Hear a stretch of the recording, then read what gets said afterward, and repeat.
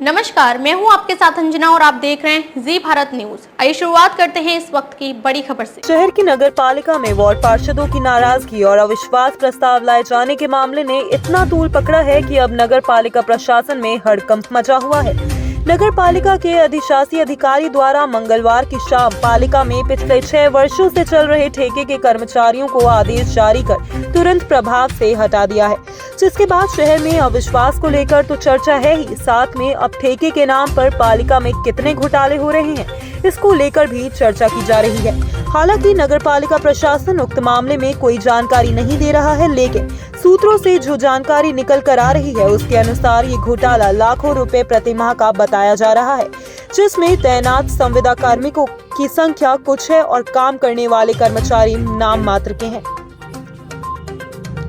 ऐसे में जो राशि ठेकेदार कर्मचारियों के नाम पर उठा रहे हैं वो उन कर्मचारियों के खाते में जा रही है या ठेकेदार उसे हजम कर रहा है, इस पर भी चर्चा की जा रही है। पूरे मामले में वार्ड पार्षद इस जिद पर अड़े हुए हैं कि केवल ठेका निरस्त करने से काम नहीं होगा, संविदा कार्मिकों से उक्त मामले की पूरी जांच होनी चाहिए। साथ में नगर पालिका में हो रहे अन्य कार्यों की भी जांच की मांग की जा रही है।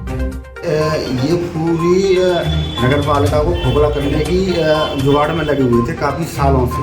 तो मैंने इसको मुद्दे को पहले भी उठाया था।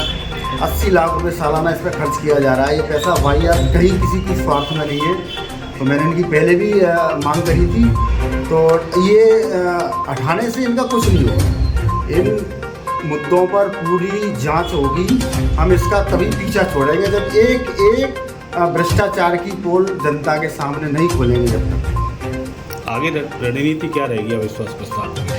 देखिए, अविश्वास के लिए पूरी तरीके से पार्षद लगे हुए हैं। निश्चित रूप से अविश्वास प्रस्ताव पारित होगा। पार्षद बदलाव चाह रहे हैं और पूरी तरीके से बदलाव के मूड में। किसी भी पार्षद के बारे में कोई विकास नहीं हुआ है। जब कोई विकास ही नहीं हुआ है तो क्या करें पार्षद? ये तो 100% होना ही होना है। भ्रष्टाचार का मुद्दा तो जब से ये टीम का इस बोर्ड का गठन हुआ है, 3 साल लगभग हुए, जब से ही चला आ रहा है।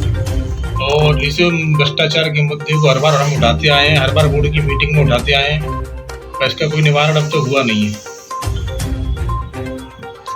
अब अचानक ये कैसे आया? इस समय क्यों आया?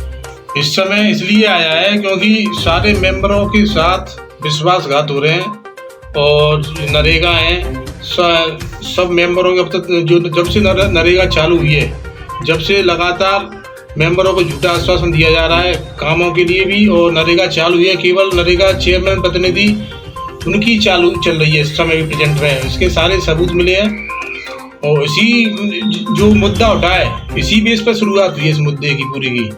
जो आरोप लग रहे हैं उसी समय से चालू हो गए आरोप लगना और तब से लगातार लगते ही आ रहे हैं। अब आपने कल भी देखा होगा, कल भी सारे उसमें डले हैं।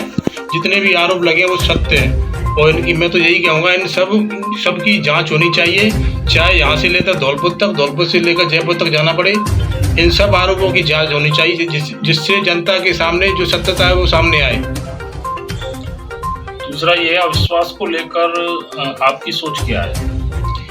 अविश्वास केवल मेरे अकेले कहने की से तो आ नहीं सकता है। ये तो सारा बोर्ड, ये सारे मेंबर इकट्ठे हुए हैं, जो सारे मिलकर निर्णय लेंगे, हम उनके साथ हैं। और गलत तो आपको भी मालूम है और सारी बस्ती को मालूम है गलत तो हो रहा है। उस गलत का निवारण होना चाहिए और सारे मेंबरों को, सारी बाड़ी की जनता को न्याय मिलना चाहिए।